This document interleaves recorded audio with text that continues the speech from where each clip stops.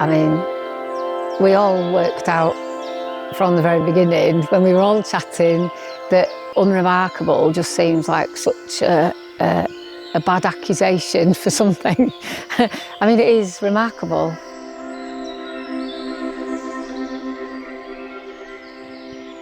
Funnily enough, I did a talk many years ago called Unremarkable Scenes, which was really about all these little hidden places that you could easily walk past and not know were there. And this, it's a beautiful little spot, but unless you walked into it, you would have no idea what was in here. And it's not a particularly old wood, but it's still got some incredible trees and flowers and so on in it.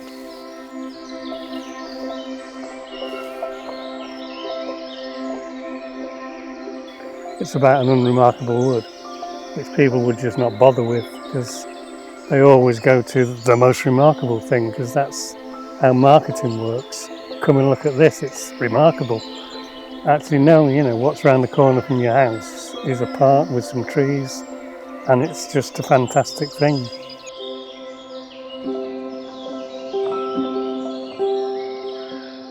The project is all about sort of investigating that unremarkable wood and what makes it really quite remarkable once you take a look at it.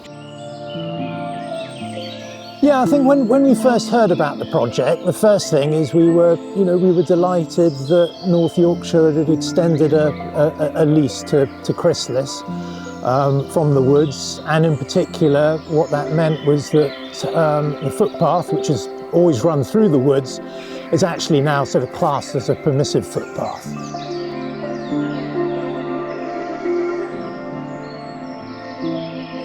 And it happened in a Zoom conversation of all places with North Yorkshire County Council, when I just casually asked them if they had any woodlands that we could rent, and they said probably.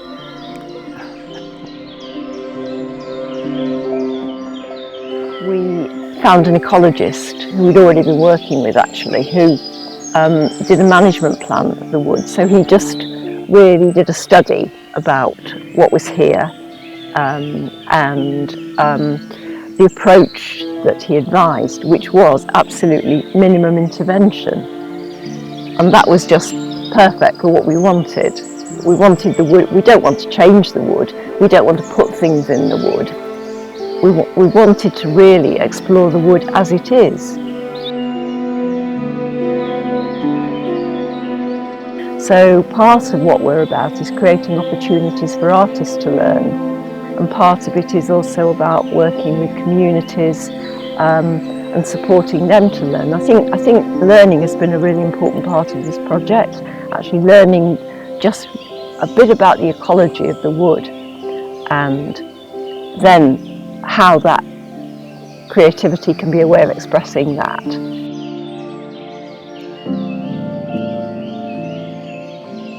The project has a big engagement programme, so locally based people, local schools are coming to the wood and doing different kinds of activities and workshops with artists and craftspeople. We've also got guided walks and other activities like that. And then all of the work is sort of coming together in an exhibition, but also a big online presence as well. And that will examine the different layers of the wood.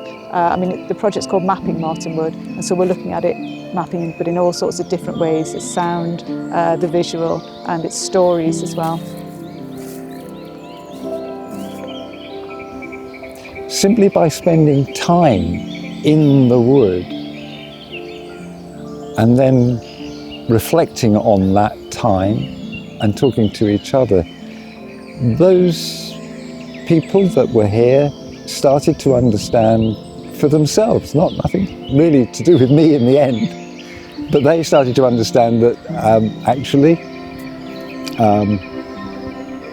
the wood had a capability to be able to think for itself. I'm interested in making the invisible visible. I'm not interested in drawing trees particularly. I'm interested in what I'm learning from the trees about myself.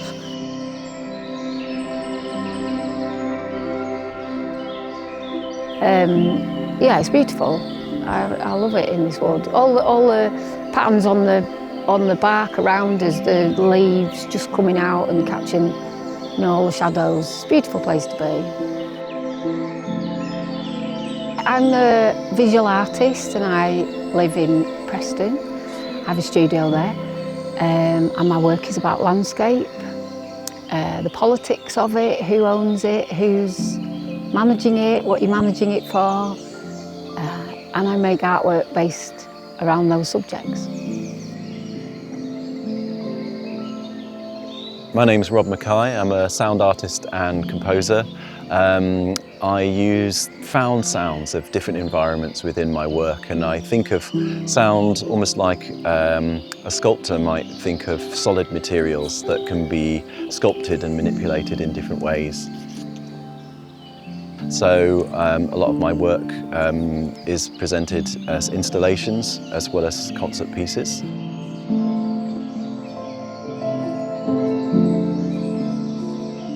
Fungi play a huge role in everything, and they're so invisible about it. That's also what's cool. Like they're probably all around us now, and there's spores in the air, and we still know so little about them.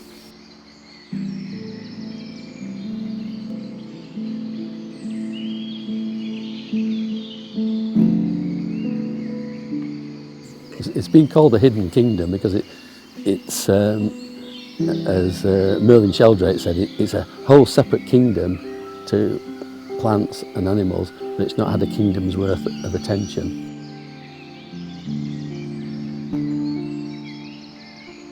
My life revolves around ecology and around data. I'm an ecologist by training and also by inclination. And in recent years, I've been interested in looking at other ways of seeing ecology and also of seeing data.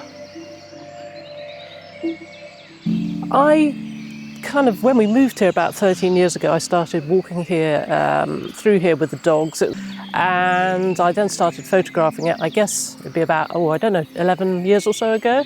And I've just loved coming back in every so often, just seeing how it changes through the seasons, but often just coming through just to enjoy the woods and the birdsong and so on. It's always tempting to go and find another new place and another new place, looking for new birds, for example. But there's definite bonuses to getting to know a place really well. We decided that we wanted to work for a much longer time with one specific place and get to know it really well and work with the local community over an extended period. Yeah, it allows time for reflection and the slow art process. I mean, we began that in 2007, and at that point there was some of it around, but it was mostly just walking around a gallery slower and spending longer looking at a picture, which, you know, is kind of slow art, but slow is positive rather than negative, and it's taking time with stuff and thinking it through in a different way and evolving processes.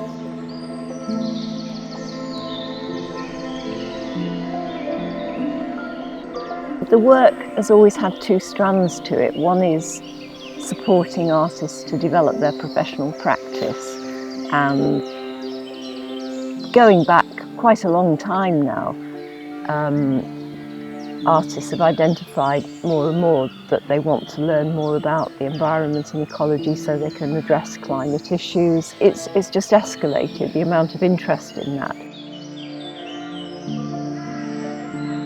So I've been in the wood from the beginning and had lots of very interesting creative walks with science people, creative people, technological people. And it all cross-fertilises to give me an intimate sense of the place.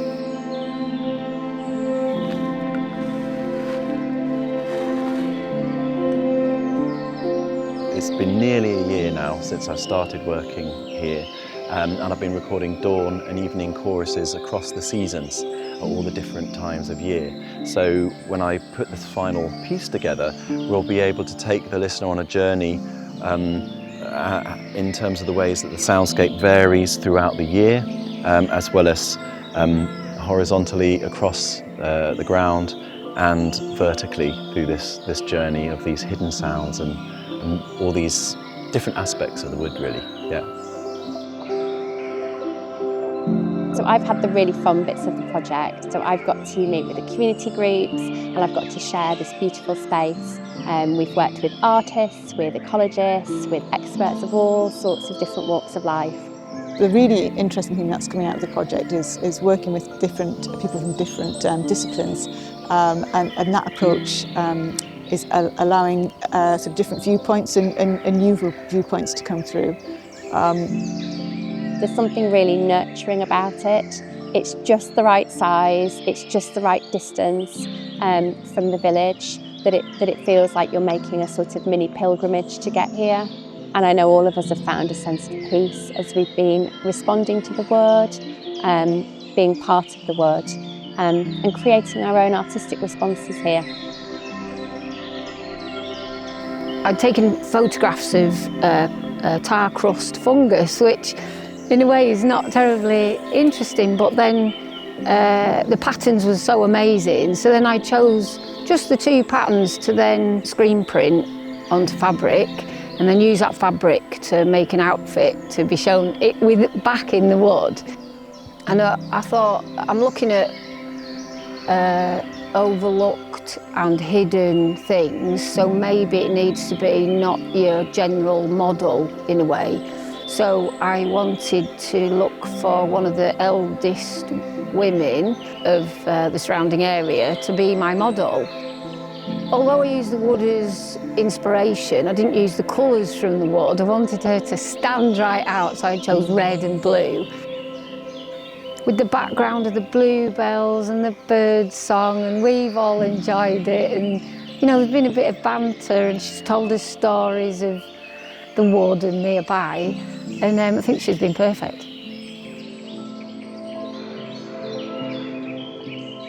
So people had minimal impact, really. You know, people walk their dogs through here, but it doesn't have a lot of... It's not controlled in a way that a lot of public spaces are. It's its own world, and that was really important to us. People always ask you, what are you going to do? What's the final thing going to be? And we really like going into a project when we don't know that, when it's much more exploratory and it's about who you engage with, and that helps to determine what you do come out with at the end. So it's a different sort of process, which we've evolved over a long time.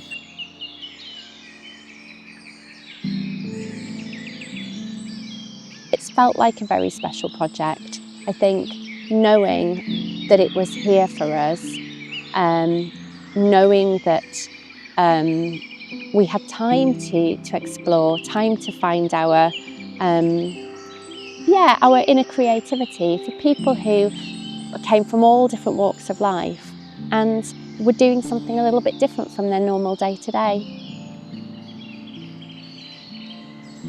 Marton Wood becomes a place that might be able to teach us about different ways of thinking about how we live with our world.